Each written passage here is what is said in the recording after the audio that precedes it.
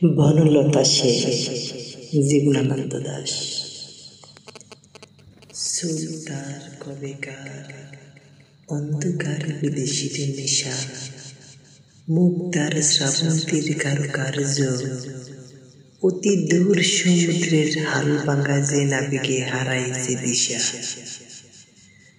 সবুজ গাছের দেশ যখন সে চোখে দেখে দাঁড়াছে দ্বীপের ভিতর, তেমনি দেখেছি তারে অন্ধকারে বলেছে সে, এতদিন কোথায় ছিলেন?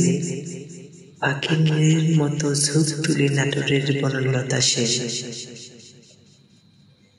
সমস্ত দিনের শেষে শিশির শব্দের মতো সন্ধ্যায় আসে, ডানার রৌদ্রের গন্ধ মুছে ফেলেছিল, পৃথিবীর সব রং নিভে গেল, পাণ্ডুলিপির করে আয়োজন। তখন গল্পের তরে জোনাকির রঙে ঝিলমিল, সব পাখি ঘরে আসে, সব নদী পুরায় জীবনের সব লেনদেন। থাকে শুধু অন্ধকার, মুখোমুখি বসিবার নাটোরের বনলতা সেন। বনলতা সেন।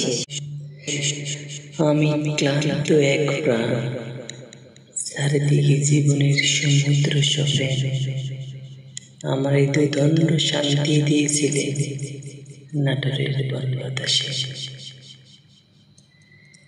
সব পাখি ঘরে আসে, সব নদী পুরাই জীবনের সব লেনদেন।